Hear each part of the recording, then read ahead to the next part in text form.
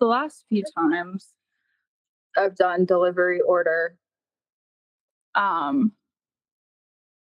there's always things that are like unavailable or They don't fucking look, is what it they is. don't look. I mean, there's been stuff where I'm like, how are they out of that? But they Right. always have it when I go in the store. Right. Like, how are you out of tortillas? Right?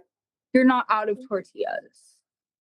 Every time I see that it's a man, I just cringe because I know. Unnecessarily unpleasant, smug, condescending, two mean blondes, two mean blondes. Well, I mean, one aside about teenagers, real quick. Oh, yeah. Because we talk about how teenagers don't listen. Right. I mean, I love them. I love Gen Alpha and the younger Gen Z. They're great, but yes, I have had very little trouble with this generation. Yeah, me too. Well, one. There are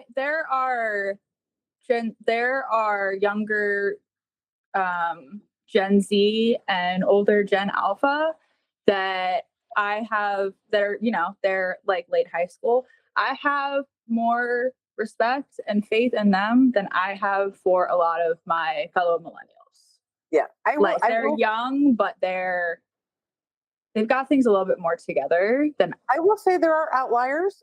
There is one in particular who shall remain nameless and placeless and formless, who argues with me about things. I swear to God, if they had a Threads account, I'd believe it, because it is the most basic shit. Like in the summertime. That's where I was getting to. Yeah. In the summertime, we got that thunderstorm coming, and I get out of the pool, and they're like, I'm going to get in the pool. I'm like, no, you're not. Right. Like, there's a thunderstorm coming. I don't see any lightning. Get in the house. Right. Now, and that was the first big whatever, because they just keep going. Like, I get it. I really appreciate how bold this generation is compared to how we were, because we were basically told to shut up. And so we had a hard time finding our voices, and they have never lost theirs. No. And never. And sometimes that's good, and other times it's not good. Right. Because while they did not have their voices silenced, they were not told how to choose battles and when to shut up. Because there's always a time to go, we're done. And usually it's when the other person is like, we're done. You go, okay. And everybody's done. This one is never done. And sometimes they also don't understand that sometimes you just have to let people be wrong. And it's not worth it. Even if you are in the right. Or if somebody is trying to present you with new information, you go, let me look into that. You don't immediately start shaking your head from side to side and going, bro, what, bro. No, you don't do that. Because then if you're faced with somebody like me and I say, stop that. Stop it. I cannot talk to you when you do that. And then you continue, and then you're arguing with me and telling me I'm wrong about something that I'm very familiar with. And I say, well, where did you learn that? And you say, well, I don't know. That's not how we do things either. And yes, I am still bitter about the eggs. Did I tell you about the eggs? I think I told you about the eggs. You did. You told me all about it. I'm still mad about it. It started with the water bottle in the fridge, because this one sprays cold hair or cold water before they go to bed. And I don't understand why. I don't understand what the payout is. I don't know. Like, they spray it with cold water and then they put their bonnet on, and then they go to sleep with wet hair and a bonnet. So that's the first thing. Sounds like a great way to get mold on your scalp, but okay. Correct. Especially when you don't shampoo. because there's toxins in the shampoo. So basically, somebody has been learning a lot on TikTok, and when I pointed that out, it was, I don't even look at TikTok, and I'm like, I know you do. Right. They're this is a good kid. I have to preface this because I don't want people to think I Yeah. love this kid. Yeah.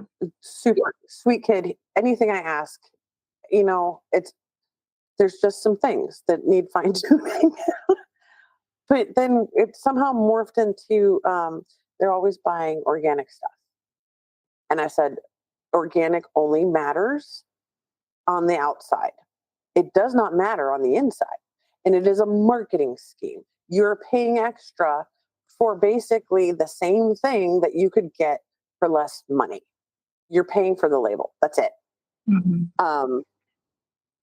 And the same thing with the eggs. They're brown eggs. They're not free range. They're just organic. Right. And when I said they're not, they're telling me about how they don't want all the antibiotics and the hormones and all that stuff. I'm like, that's in everything. It's in those. That just says organic. That doesn't say anything else. And those chickens were crowded because they're not free range chickens. And by the way, that has nothing, the color of the egg has nothing to do with that chicken digestion. It is the type of chicken. Right. And I got told I was wrong. Right. And I was like, no. He's like, it's the food. It's what they're feeding them that makes it this color. No, it's not. And there's different breeds of chickens. You can get pink eggs and green eggs and blue eggs. And there's different breeds of chickens. Exactly. You can get purple eggs. Like, they have purple eggs? Wow. Well, maybe not purple, but the point is there's so many different varieties of chickens and birds that lay eggs, and they all look different. Right. But sure, okay, you know more than I do. Fine. But it had escalated to the point because they kept interrupting me to contradict me. Yeah. That it reached a point where finally, and I don't yell. Yelling triggers my cataplexy. So I'm like a fainting goat if I'm yelling at somebody. I gotta sit down. My knees get weak. And I'm like, stop talking. Stop talking. Get the fuck out of the kitchen. Get out of my fucking kitchen.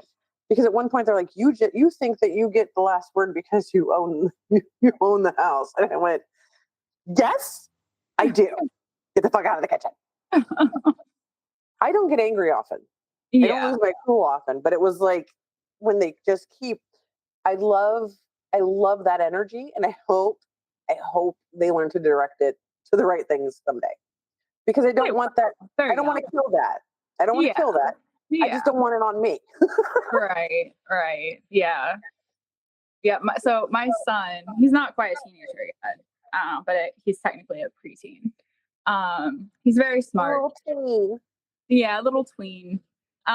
He's incredibly smart. He reads a lot, but he also has an attentive type ADHD. So he can hyper focus. Right. So he can when I have that type of ADHD as well. So I get it. So he can hyper focus on things, but he has to be it has to be his right. I can't do schoolwork, but I can play a video game for 3 days straight in my underwear. Right. Or his new thing right now is he's learning to code. Code. Yeah, I remember that. Yeah, he's learning to code. He's trying to learn how to build his own animations and graphics and he wants to be a video game designer. He wants to do software development and video games. Awesome. Yeah. His other thing is he's super into astrophysics. So he has seen every documentary and I'm pretty sure read every book by Neil Tyson deGrasse. He, for a year, he talked nothing but black holes and dark matter and all these really complex science things where I'm very well read. I've read tons of books. I know a lot of things. but advanced science is not my forte. So I was having to read things to try to keep up with him, because here I have like this 8-9-year-old who's telling me things, and I'm just like, oh, I don't know about that. And then he's like, oh, Google it. And then he would, of course, be like, right. But because he is so smart and he's gotten to a self-awareness level where he realizes that there are things that he is smarter in than adults that are 4 times his age, it gives him a little bit of a chip on his shoulder, I guess. I mean, he's very nice. He's very nice. He's very sweet. He would never intentionally try to hurt anybody's feelings, but because he has that understanding of, oh, I definitely know this and you are definitely wrong, he's going to go toe to toe with you. And now he's up past my shoulders. So, what I was asking, is he on the spectrum? he has ADHD for sure. Okay, but he's not autistic? No. Okay. They did a screener for him when he was younger. Yeah. The only reason I was asking is that is one of the things that I have had to work on once I became aware that I do that. Because for decades I was like, I don't do that. You're just a jerk. You just don't listen. And then I started to, when I became aware of it, I could hear myself. And it's like, Tracy, stop. Yeah. Yeah. No, he has that neurodivergent like sense of justice. So if he knows he's right, it's very it's upsetting if they don't. It's upsetting, and it kind of it gets him a little like emotionally dysregulated. Well, and the thing that was said to me, and it was actually years and years and years ago, my first therapist, because one of the things that I had complained about was nobody listens to me, and I know what I'm talking about, but they don't listen. And he's like, what, is somebody going to die if they don't get the information? And I'm like, well, no, but we're talking about this thing and they're telling me this one thing, but I know it's wrong and I can prove it. And he's like, is anybody going to get hurt? No. He's like, you're trying way too hard. You're trying way too hard to make somebody understand when they don't want to. He goes, if they don't want to understand, let it go. Yeah. And it's taken 20 years to at least get halfway there, because it depends on the person. But I also worked on, outside of that dysregulation fest in the kitchen, because I did get dysregulated, but it was because it kept getting cut off. Right. And then it started stacking. Yeah. But I've reached a point where it's like, okay, they don't want to listen. Yeah. They want to move on. I guess I have to move on. I'll revisit it later, but we're going to move on. The problem with that particular teenager is I'm almost 100% certain they have the same neurodivergence that I do. And we know what happens sometimes when you get that mixed bag together and one is aware, self-aware, and the other is not. Yeah. So it's like I'm fighting my past self. Right. Right. And I'm like, why are you like this? And then I'm like, oh my God. Right. And that's part of it too, because I can see bits of myself from when I was that age, and also not on medication at the time, and didn't and the understand. Medication helps a lot. What? Medication helps a lot because it slows things down enough to where you can go, oh, I'm doing it again. Right. Yeah. Eventually it'll get to that point, but we're trying to wait a little bit. Yeah, well, he's still young. Yeah, he's so young. Yeah, I never when they're still that young and their personalities are still developing. I mean, let's be honest, they're not. I don't want to say they're not fully formed humans, but they're not. They don't reach that sense of awareness until like 16 or 17 years old. Right. Because before that age, and I know this from my own children, through various, not just medications but just anything, they Yeah. don't know how to identify if something is going wrong with the medication. Right. Right. They don't know how to say, this doesn't feel right, am I supposed to feel like this? Right. They just assume, well, that's probably how I'm supposed to feel, and then you don't know if it's working or not until it's too late to go, oh shit, I guess we didn't have to suffer for the 2 years you were on Ritalin. We could have tried something else. Right. And they put me on Ritalin first, and it made me incredibly angry and Yeah. agitated. But because I was also going through puberty, Well, and there was a lot of hyperactive. Ritalin is for hyperactive ADHD. right. They didn't have all these other Right. It was just ADD. right. Yeah, it wasn't even ADHD, it was ADD. Mhm. But yeah, I didn't know how to use my words to Right. like understand that like this was having more of an impact than I thought. Right.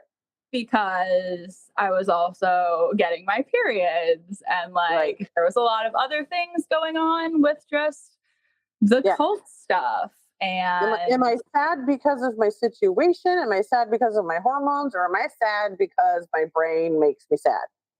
right. And meanwhile, also with having endometriosis and that kickstarting, but not knowing. Right. And a lot of things were just kind of dismissed or normalized. It was just a lot. Yeah, and it's puberty. Even for boys, puberty is not easy. No, and They're not bleeding or anything, but they're warring with those hormones and with what they're being told, and it's going against what it's just kids are messy. It's a mess, and modern medicine is very behind on how surging hormones and hormone fluctuations affects people in general, and then how it affects medication. And it's also the fact that like they know it does, but they don't. Well, there's a lot of doctors that are like, I'm not going to mess with this. We're going to do it this way because that's how I've been doing it for years. And it's like, that's not how medical advancements are supposed to work. Right. Like I had, and this is kind of along the same line. My son has, for lack of a better term, a lazy eye.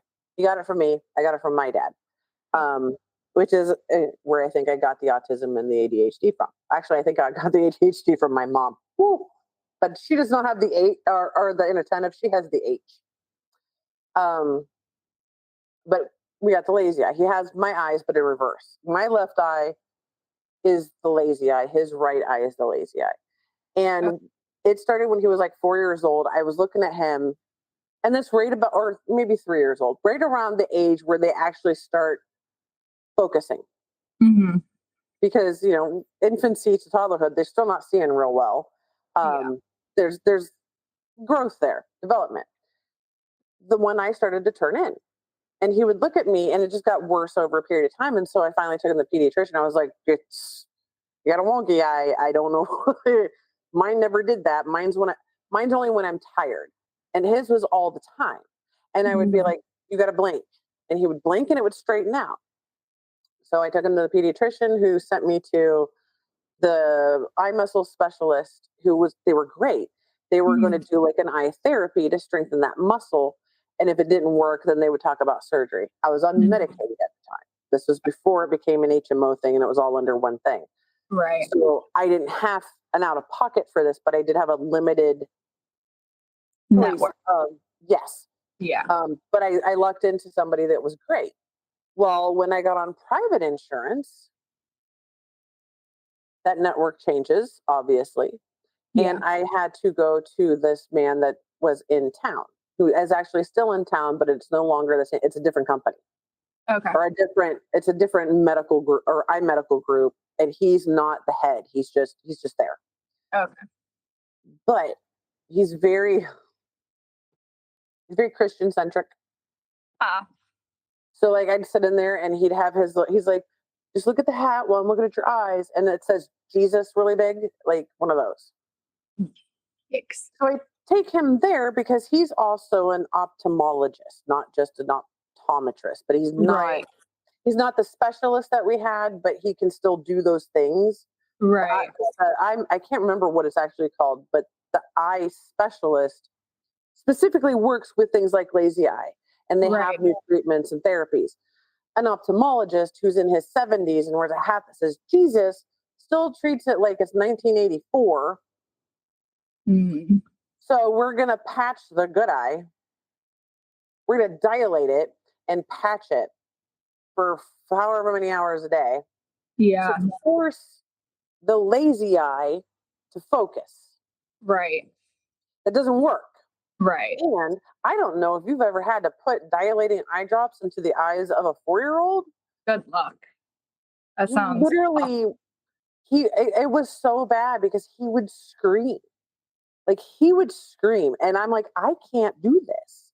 I can't do this. So I started when he would go to sleep at night, I would sneak in there and like pop it in there and run out. Uh-huh. I don't think I ever actually fully dilated that child's eye after the first attempt that traumatized both of us. So I was like, we're done.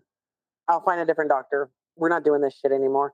Because it was, number one, you want me to send this child to the bus to school with his good eye patch and expect him to learn shit?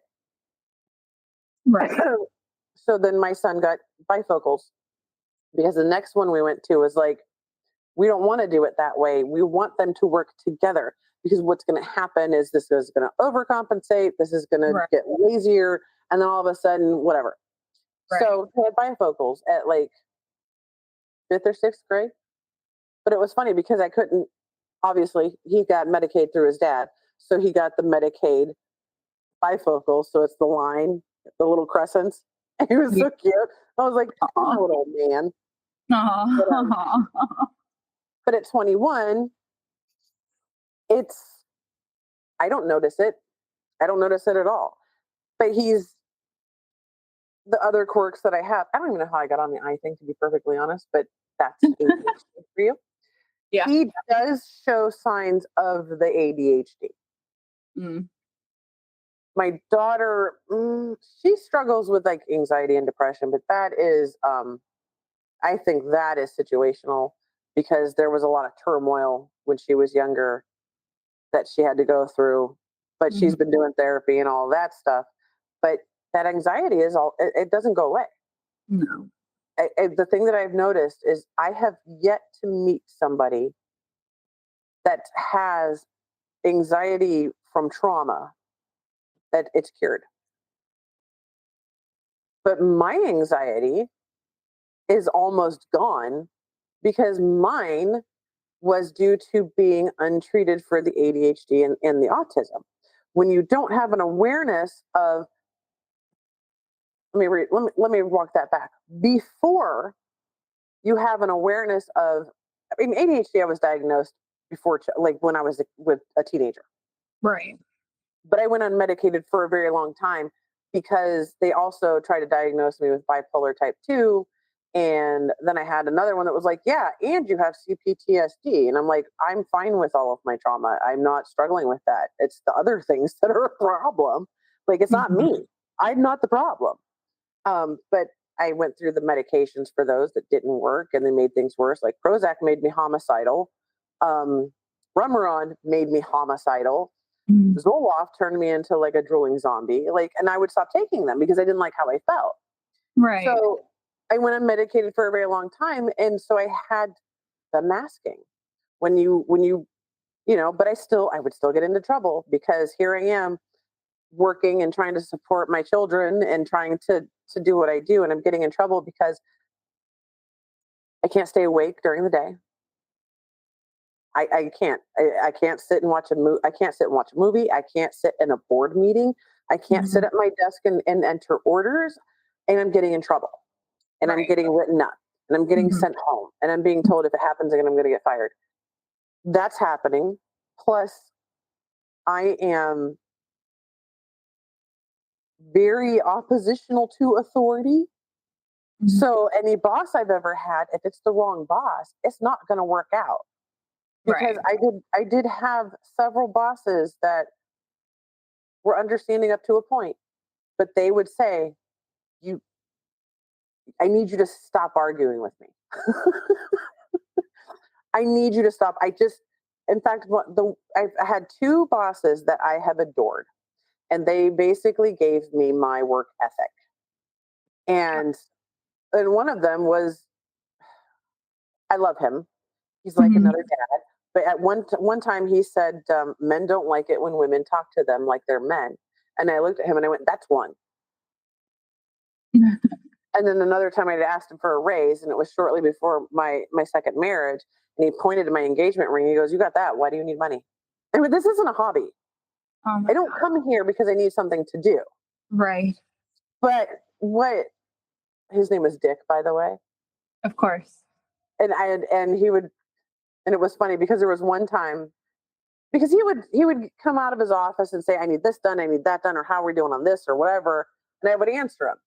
But if he would get annoying, I would be like, "All right, Dick."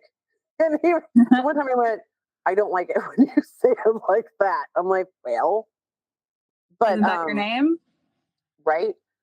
But and then Jack was the other one, and both of them, they were safe for me because they took the time to kind of get how my brain works. They knew I was good at my job. They knew I Mhm. could do my job, and they knew I was very, very smart. But they Mhm. also knew that if somebody pushes back, I'm going to push back harder. Right. And they would, when they could guarantee that I was in the right, they would go to bat for me. If somebody complained, they would go to bat, but then they would come back and be like, "Okay, here's what happened. And I did defend you because I support you and I think you're right, but I need you to do this way." So like that white supremacy culture thing, I got Mhm. away with not upholding it, but I still would be like, "You got to stop making me explain shit." It's basically what it was. Right. And it and at one point, when Dick retired is when I left that job Okay. because the incoming director, it was not good. It was basically were replacing a man who wasn't going to take anybody's shit and was going to defend his people and get stuff done, and they were replacing it with somebody who would do what he was told. Mm. And I'm like, I can't work for somebody like that because I will get fired. Yeah. And this was after I had almost gotten fired for something that I didn't do, but that's a story for another day. Yeah. Um, so I left when he did. So we left on good terms. He retired. He plays with his old man band, and I mean, he's great. He's doing great. He's living life. Um, Jack, who was like my other work dad, he passed away. It was weird. He went home. Um, He went home on a Monday. He called off on a Tuesday, and Wednesday he had passed away. oh And there's a wow. whole story there too about why I left after that, because I went straight back to work and made that office run for a good month before they gave me any help. And then they made her the supervisor. And I'm like, Yeah. I've been doing this job for years, but it's again because people who don't normally deal with me don't know how to take me. And this was Right. during that time where I still didn't, I was still going, "Well, what's wrong with you? Why don't you? What's your problem? It's not me, it's you." Mhm. And when it clicked there I don't even remember what it was, but my sense of justice all the time. And these are smaller companies, so they're not ruled by corporate. Okay. So things are happening, and I'm doing process improvement engineering. Basically, I'm developing Oh wow. processes to reduce errors that I have carried over to other jobs. Like tracking it and the performance angle and all this shit. Like I'm doing all of this because I can. Right. I can't sit and learn it by lessons, but I can go, I can do that. And then I do it and it works. And Right. we had reduced the errors and we had improved shipping and all this stuff. But there was something, because there's the boys club type stuff that goes on. You're protected people who can do no wrong. And then you've got these people over here are like, why the fuck do they get to do that? And I get yelled at if I do it. And I'm like Right. going to Jack going, this is bullshit. If it was Right. me, I would do this. And, and he was and this was actually shortly before he got sick and passed away. So I don't think it was me, but I think it was, I did not help. And we're outside smoking, and he would do this thing where he would just, when he was concentrating and stressed out, he would rock back and forth on his heels. Uh-huh. Kind of a sting thing. So he might have been there. But I mean, he would do that. And then I would do that because I mirror people, which is another thing that I found out that I'm like, I got to stop doing that because I will mirror. I was talking to a woman that had her hair up and my hair was down, and I put my hair up. And then I walked away and I'm like, why did I put my hair up? Like, what? But he was standing there and he was just quiet because he's mulling stuff over because he's done. He had asked me to come back because he knew I could help do what needed to be done. And then they took me from him to put me somewhere else, and that pissed him off. And they gave him very inept people. And then when they fired those people, then I did my job and their job. Yeah. So he's, it's all coming down, and he's trying to figure out how he can leave and go somewhere else. And I'm like, I had helped him with his resume. I mean, he was probably 61 or 62. Wow. Right. So whatever. And I'm just bitching. I'm like, we got to do this, and they can't do that, and it's not right. And every time he does that, and then that guy does that, and he looked at me, he goes, would you stop? He goes, I know, I get it. I understand it. I can't do anything about it. Just stop. And I was like, sorry. Yeah. I'll stop now. But he let me be me for so long that I think I drove him crazy. But yeah, and it was like, that was the awakening of me going, I really did do that. Oh, wow, I've been doing it a while. And then after that time, we would be talking and I would start and I would be like, I'm sorry, and they'll stop. And that's how I learned to pull back. Right. And that was the first step before I could learn how to communicate to people so that they would hear me, not so they could. Right. Because people shut their ears off if it's not in the right flavor. Right. So, and I translate that to online. Yeah, sometimes I'm myself and I'm shit motherfucker. And then other times I'm like, I get where you're coming from. However, have you considered doing it this way? Because by you doing it this way, this is what's going to happen. Like I can take the mask off, Right. and I can put it on. And none of that was possible until I knew, okay, this is how my autism works, and this is how my ADHD works. And and the rest of that is just, I'm a bitch. And well, we can take it or leave it. Right. Yeah, But it was similar for me. I went, I was on Ritalin for a little bit, and that just like didn't work. So then I was unmedicated for a period of time, and then had a series of traumatic events. Yeah. Started having panic attacks to the point where I would black out. Right. So then started going to therapy, saw a psychiatrist, was diagnosed with, at the time, panic disorder and CPD. Right. But once I got back on ADHD medication, the panic disorder and the panic attacks started to subside, and then going through some intensive actual trauma therapy. Yeah. Because cognitive behavioral therapy just triggered me and made things worse. Yeah. I would think it was the therapist or, their approach just wasn't good. But no, it was just that because of my combination of ADHD and CPTSD, talking about it in that way was traumatic. Yeah. So I had to go through EMDR. And once I went through that, was stable on ADHD medication, I haven't had a panic attack in a few years. That's great. When it used to be, I would have several panic attacks a week. Yeah. And used to have the TV on to fall asleep. Yeah. Well, and that was the one thing that I noticed too is that's how I know the Zoloft made me like just numb is I had a job interview and I got dressed and I drove to the building and I walked in and introduced myself and I went the wrong way, but it was okay. I went the correct way and I sat there and I waited patiently, Mm-hmm. which was good, except I lost all creative thought.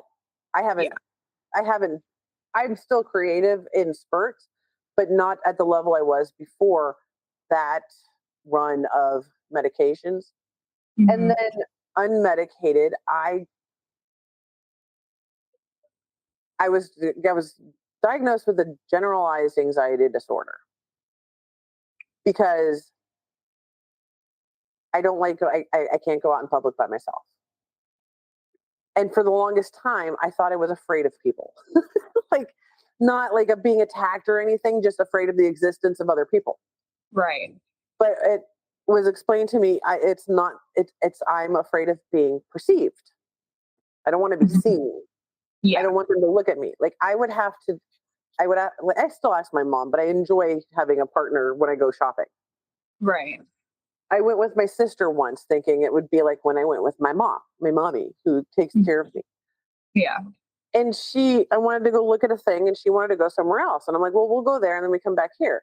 And she's like, no, look at it and then I'll be over here. It'll be fine. And I went, I can't. And she yelled at me.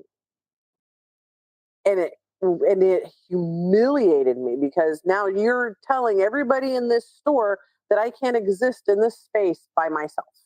Right. You were supposed to be safe. And right. I have not done it since because I love my sister, but she's not safe. And that's not saying she's dangerous, but for me personally and my comfort. Right. But then, I started doing the Instacart before the pandemic because I can't go to the grocery store. It is stressful to me. And the husband always viewed it as a team sport. And I'm like, I don't want to go. I can't go. I don't want to go. Yeah. So I started just ordering groceries and it kept me inside. Working from home was the best thing ever because I didn't have to go and sit at my desk for 8 hours straight because I don't want to get up and find the bathroom. Right.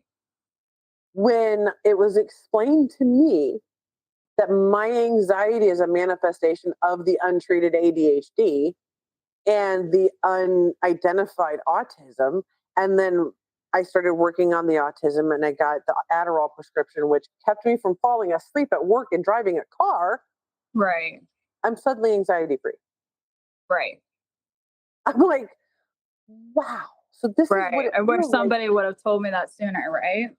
Yeah. Like I didn't have to feel like this. And now you're telling me that I don't ever have to feel like this again?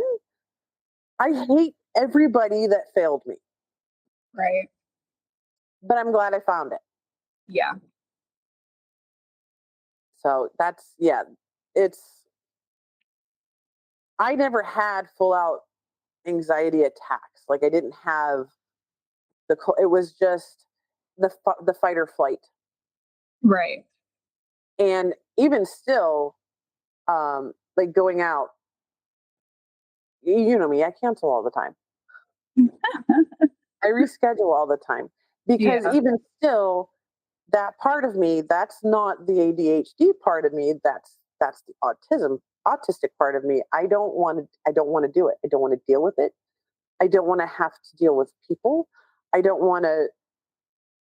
I don't want to. I don't want to do it. It's like when I answer the door to my neighbor's daughter, who I know, and she's a lovely lady, and she's friends with my mom. But she's talking, and I don't want to be talking right now. Why are you talking? Like Right. I don't want to do this. Right. So my mom, for years, my mom and my sister would be hanging out, and they would never invite me. And I finally was like, Mom, why don't you ever invite me? She goes, well, I know you don't want to go.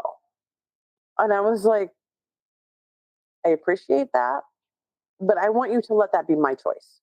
If you Right. don't want me there, that's different. Right. But if you're not inviting me because you think I'm going to cancel, don't do that. Let me have that choice. So then Right. she started inviting me. But then she would be at the last minute and say, there's a lot of people here. There's no, I don't know where you'll park. Like she's naming all the things that she knows that are going to set me off. Because she doesn't want me to have to deal with it. And I'm like, Mom, I made it to this age having to do some things because there was no other choice. Right. I've survived this long by just putting my head down and doing it. Right. And by you giving me that out, I'm going to take it every fucking time. Right. Stop doing that. Yeah. So now she doesn't do it. Yeah. And it sucks because now I'm like, fuck, I got to go. But then I get there and it's okay. And then I'm fine. Yeah. But it's like, don't make those decisions for me. Let me decide. Like when we went and we met Feminista Jones, Dr. Taylor. Yeah. Yeah.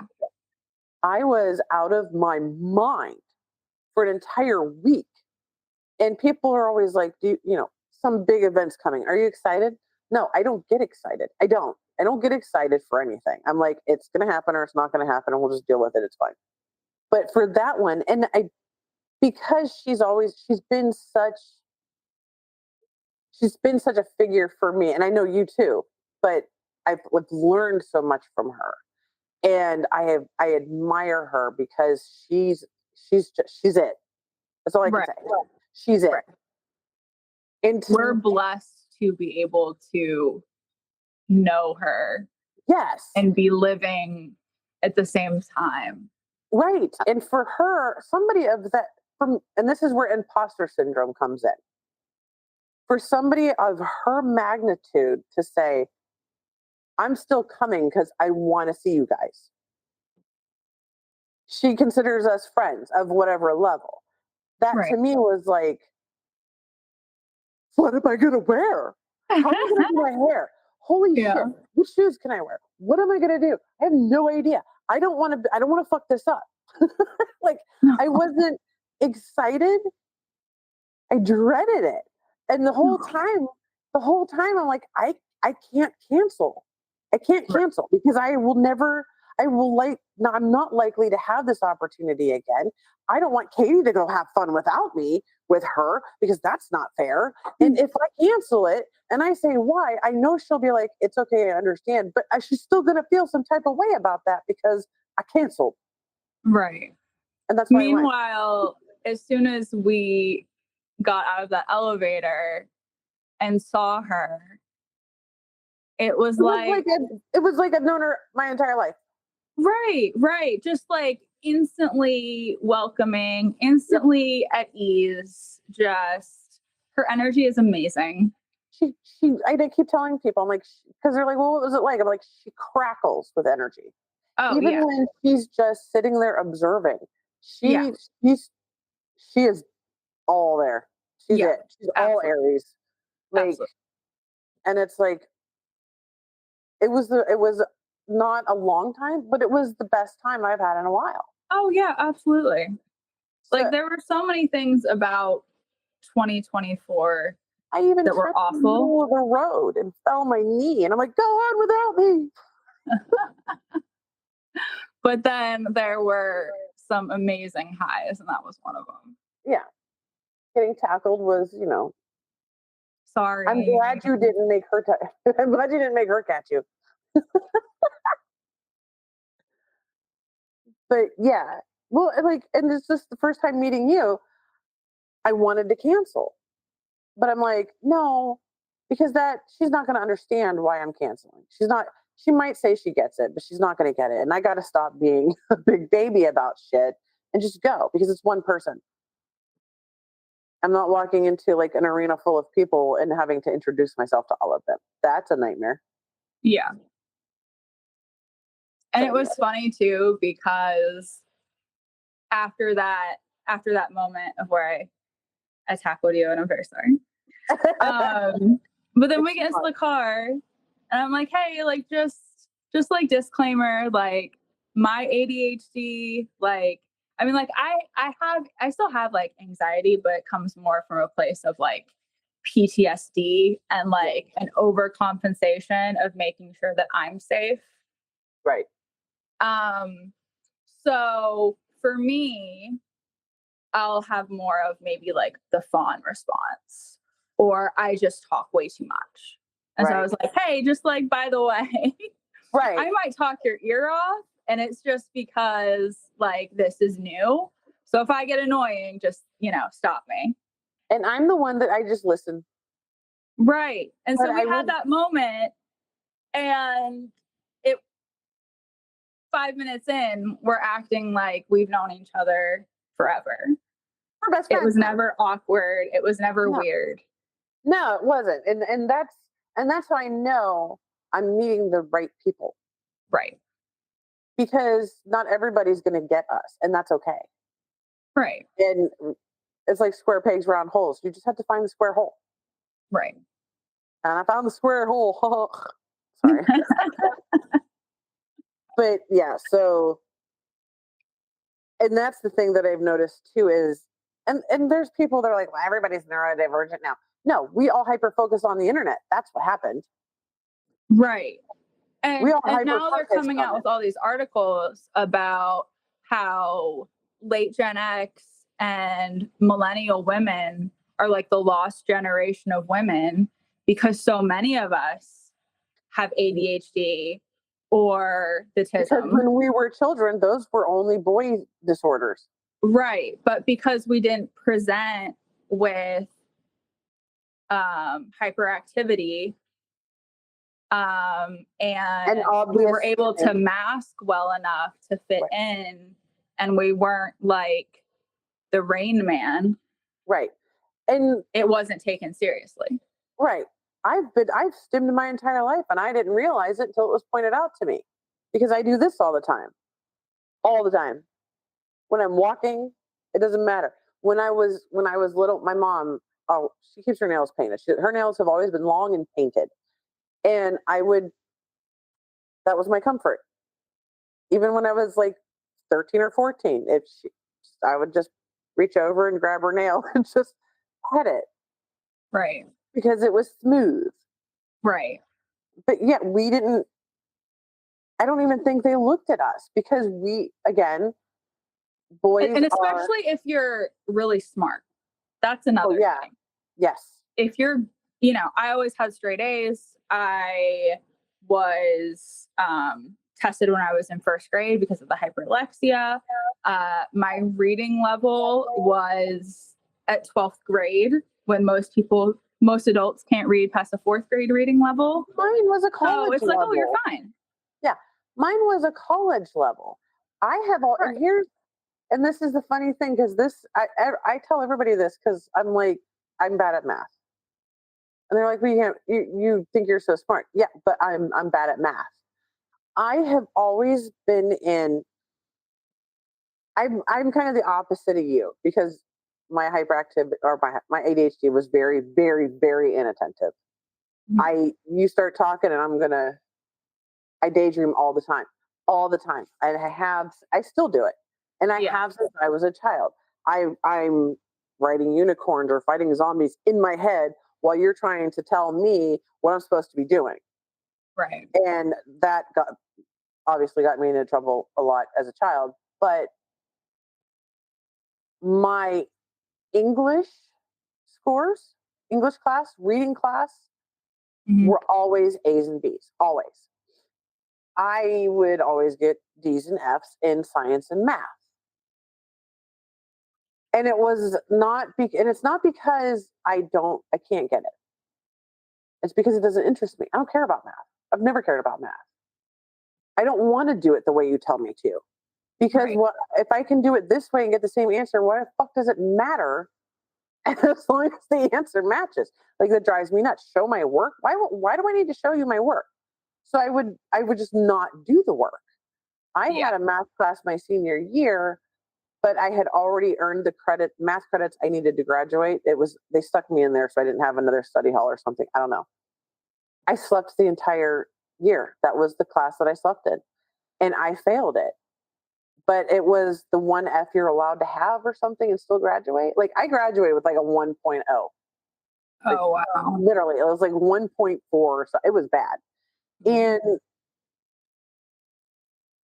when I took, it's not called that anymore, but it was back in the day.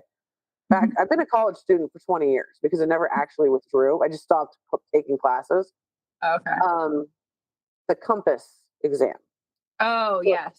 So in high school, I was always in, because we had the proficiency tests that would place you where you need to go. And if you got like a high enough score, you go into honors or academic. And if you had a low enough score, you go into integrated or whatever. I scored so low on math and science that I was in general science and integrated intervention math. Oh, wow. 9th grade and 10th grade. 11th grade was integrated math. But I was always in honors English. Always. And Yeah. and it's, and I loved it because it's creative writing. We do grammar for like the first 2 weeks or 9 weeks or whatever, and then it's creativity the rest of the year. And Right. I excel at that. Right. When I took, and if anybody wants to question that, I can actually get you a screenshot and show it to you because it's on my fucking college transcripts. On the compass test, compass, whatever, there's 5 parts. 3 parts are the math, and 2 parts are like writing and I want to say comprehension or something. Yeah, I'm pretty sure it's reading comprehension. Right. So for the math, it's like basic math, and then there's calculus and trigonometry. I don't know trigonometry. I don't know calculus. I know addition, subtraction, and simple multiplication and simple division and everything else. I use a calculator because why the fuck would I do it myself? I don't chart graphs. I don't know what tan is other than what I do in the summertime. I don't know what the buttons on a scientific calculator do. I don't give a fuck. So I got so 3 different sections. I got like 19 out of 100 on the one, and then I got like they were bad. Yeah. They were bad. And I only registered a score on 2. The trigonometry was a 0. I didn't get a single fucking question right. Oh, man. So they were like, all right, intro to college math. This is what I got, which is basically integrated math, intervention math. It starts out literally with addition, and then you graduate to like whenever those little numbers are at the corner, whatever those are called, variables. Division? What? Division? No.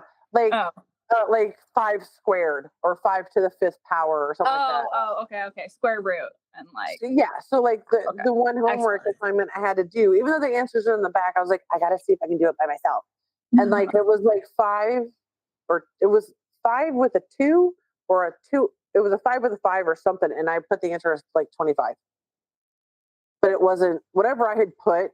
That was not the answer, and I got laughed at by the guy I was dating at the time. And I was like, you know what? You could do my fucking math homework. But on the writing and comprehension and the reading comprehension, I got 98 and 100. Yeah. So that's like these 2 opposite sides. I tested into the honors college. And I went to it was called Honors Colloquium, which is like the introduction to the honors college. Everybody's got to take it's like an orientation class.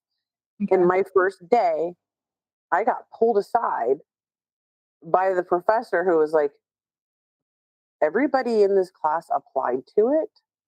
You tested into it. It's going to be difficult. this is what and he's like, if you need to drop this class because it's going to be difficult, do it now. And of course, my brain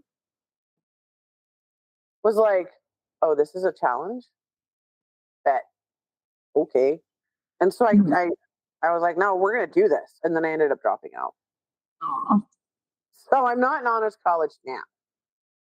But yeah, I mean, I tested right into it, and and that's, for me, that's always been the struggle, because anytime, not now, because I have to use math with my job. I have to. I Right. work in shipping and logistics. Like, I have to convert things to kilos and all that shit. Right. But I could never be an engineer. Yeah. I can't do that shit. You Yeah. do not trust me to build a bridge. But it's like that. But it's, you know, you overachieve so early in life, and some of us excel like you do, and you get the good grades and all that stuff, and some of us are just, we can't. We know it, and I can't prove to you how I know it, but I aced every test I ever took outside of math. I never did homework, and I didn't even pay attention, but it was like, oh, okay, I got it. And I still do it now.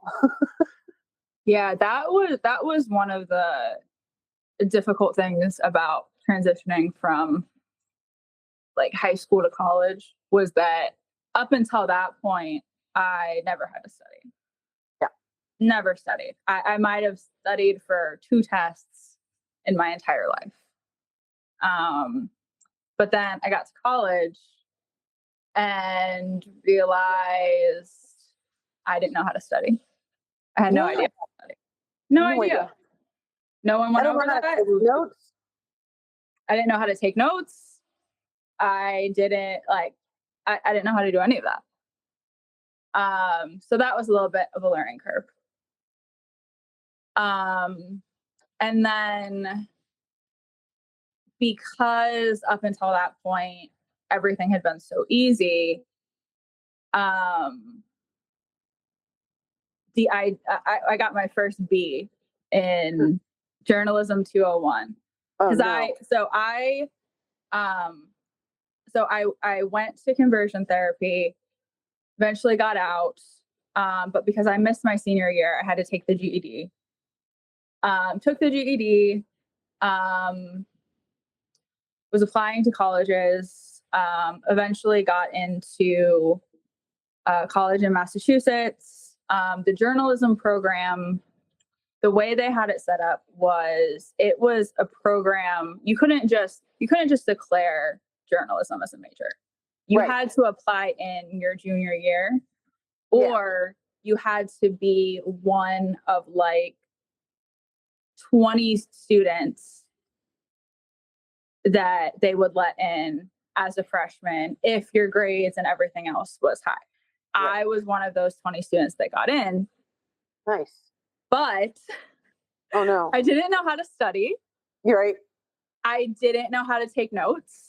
Well, you don't think that journalism would require studying, but there's a lot that goes into it. There's a lot of it, because I had no concept of like, I had no concept of media literacy, first of all. Yeah. Which was a problem when that's always now been you're my in a rabbit journalism hole. program and you're taking upper level classes as a freshman. Yeah. You don't know how to work. I didn't really know how to work like in a group. Oh, yeah. Didn't know how to divide things up. Because you get like some teachers, they would give you a syllabus, and it's just kind of it's kind of broad. Yeah. And my ADHD like looks at that and is like, oh my God, I'm going to die. Like, Yeah, how I am I love going this to break syllabus all is this like, up? this is what we're doing and this is when it's due. And I'm like, bet. Right. Right. And very few teachers had syllabuses like that. Which would be great if they did, but most of them don't. Right. So, I had this idea of wanting to be a journalist because I was obsessed with reading, and I loved reading the newspaper. I've been very into politics since, early high school and the Bush years and all of that. Yeah. So my thought process into wanting to be a journalist was, well, and I did write like fiction stories on the side. Yeah. But my thought process was, well, I'll go to journalism school and I'll get a job being paid to write, which is what I like to do. And then that can be my segue into eventually publishing books, which is what I really want to do. But I don't want to be. We can open a publishing house together. Yay! But I don't want to be. I don't want to be like the starving artist. Right. I want to make money and do what I love. Right. So journalism just made sense, right? Yep. At least in my brain at the time. So I get into journalism school, and my first assignment my first like graded assignment in journalism 201 was I had to cover like an on-campus news story. So I cover a girl that got into like this fender bender. And now prior to this, I had been published a few times in some online publications. All of my high school like English teachers loved me, loved my writing. So I got used to being told like, oh, you're such a good writer, blah, blah, blah, blah, right? So I'm doing this assignment and I'm very confident that, this is going to get me an A. So I do the assignment. I'm talking with some other kids on the dorm, like right before I print it off. They're like, oh yeah, this is good. Blah, blah. I turn it in, and then the next class later, we all get our grades back. Oh no. And I get a C. Oh no. And like, this shouldn't have been a big deal. But for me, it was a big deal because I was the kid who always got straight A's and would do the extra credit shit just in case, and had no concept of the time that made me look like kind of an asshole to the other kids in my class, and that I was constantly using big words, and that made me look like kind of an ass. Oh yeah, I got yelled at all the time. I still get yelled at. Well, no, I'm not friends with the people that used to yell at me for using big words. Oh my gosh. So anyway, so I get it back and it has this red C. And with a note A red C. A red C. Man. And then with a note that says, see me after class. Now, mind you, my professor of this class was at the time, well-known columnist who also worked for the New York Times. Okay. So this is like devastating to me, right? Right, because this is your thing. This is what you do. The first time I got feedback on one of my college papers, I was like, are you kidding? Are you kidding me? Did you read that? Right. So, and also just to preface, this was in the mid to late 2000s when the New York Times was still good. It was still good. So this is like devastating to me. I like want to cry. So I pull back after class, go up to talk to him. I was like, yeah, I'm just not. So I was like, so I'm sorry. What did I do? What did I do wrong? Because I thought this was like, I thought this was good. Yeah. And this man is like, he's tall. He's like towering over me. I'm terrified. I'm like shaking. Oh yeah.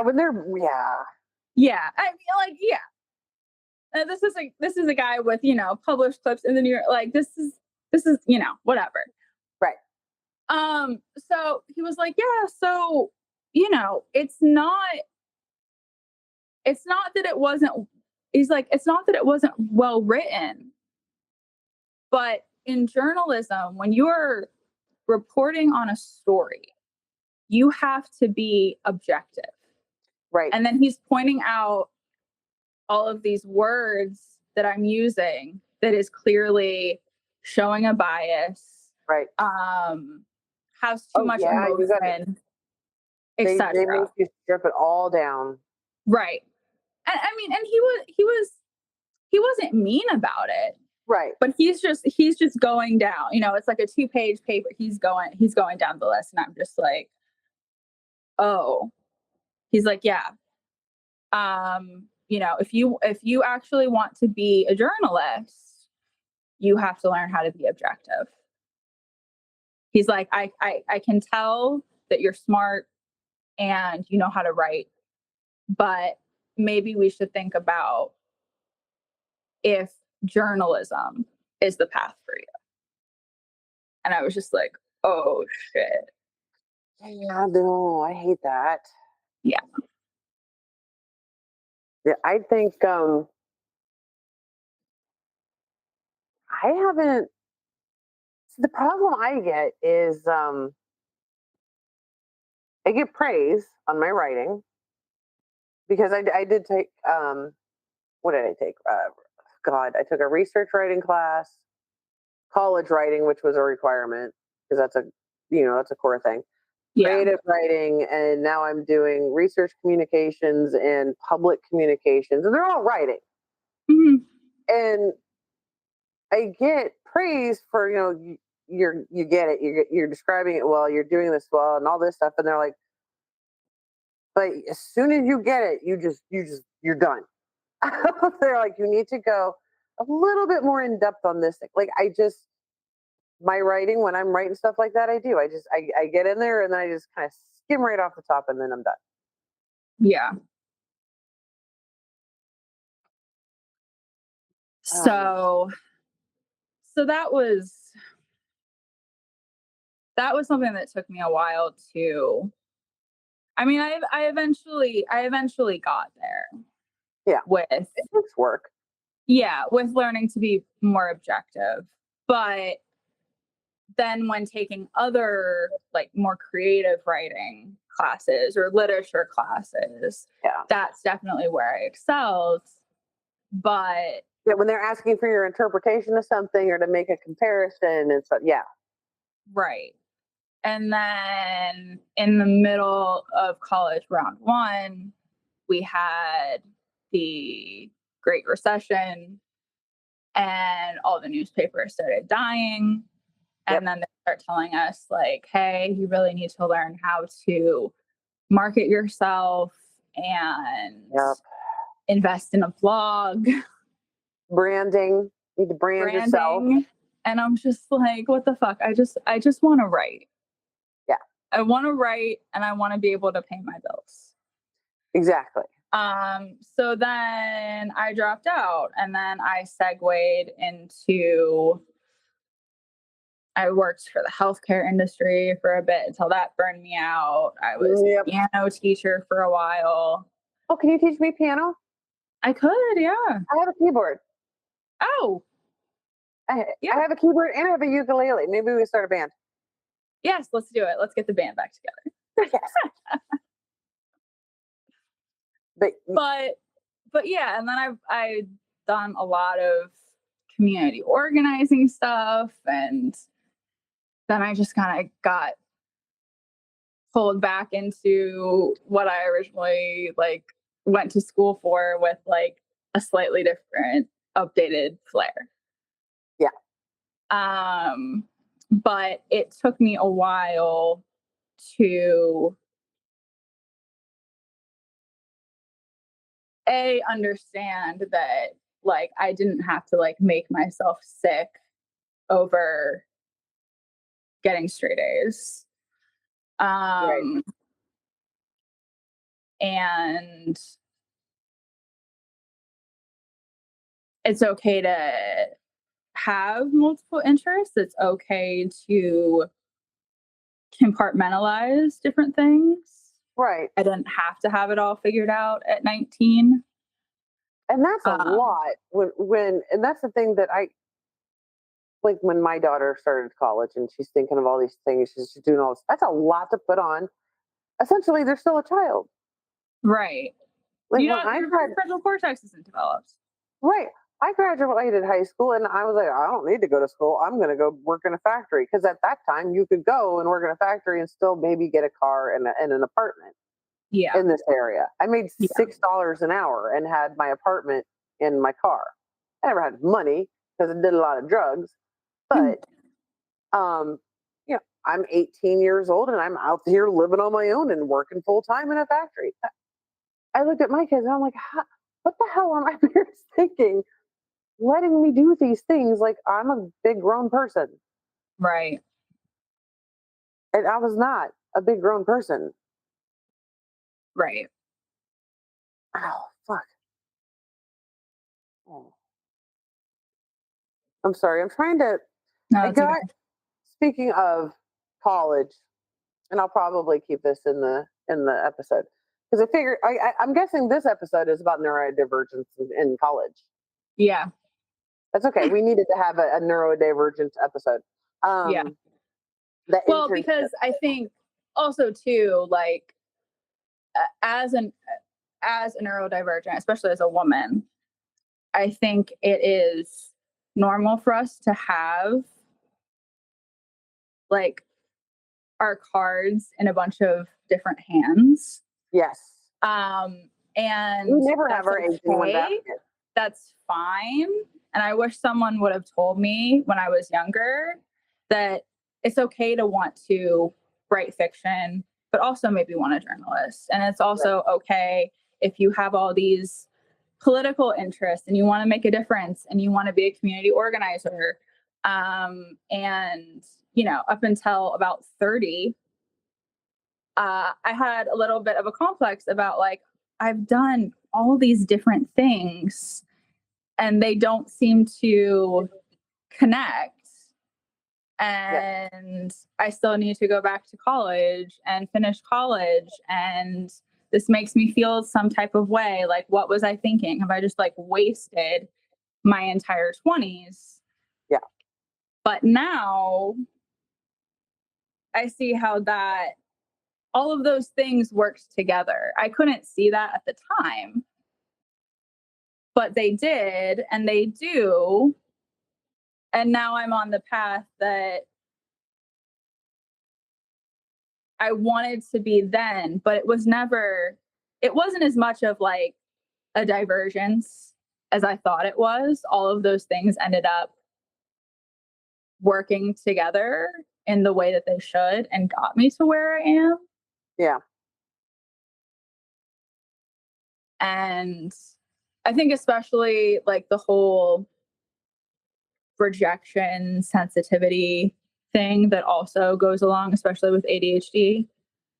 And being a woman, I guess, too, of thinking you need to have everything figured out and everything needs to be perfect.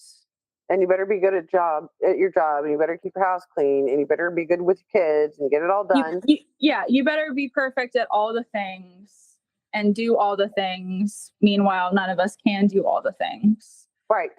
Because then we're exhausted and we just disassociate on the couch and rot. Right. Or maybe that's just me. I think we all have our moments. Because I'm the one where I was like, yeah, I'm going to do a podcast and I'm going to have my own business and I'm going to make all this jewelry. And now I'm going to make notebooks. And I still haven't gotten the template correct to make the first fucking notebook. Like, I got a lot going on and none of it's getting done. Yeah. Well, and that's the other thing, being able to have the discernment of what things can be a job, what things can be a side hustle, and what things can be a hobby. Because it's normal for most ADHD women that are also smart and have multiple interests to want to do all the things. Right. That's so many of us.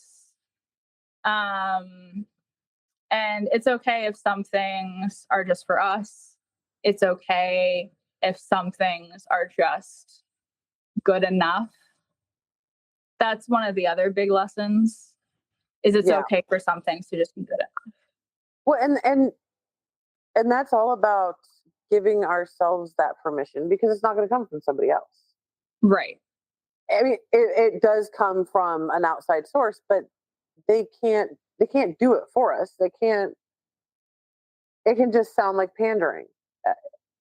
Like, oh, you don't have to. You don't have to do all of it. Just do some of it. Unless we're giving ourselves that permission, it doesn't matter. Right. So, because the way our brains are wired, we're always going to want to do all the things. Oh yeah. Unnecessarily unpleasant, smug, condescending, too mean, blah.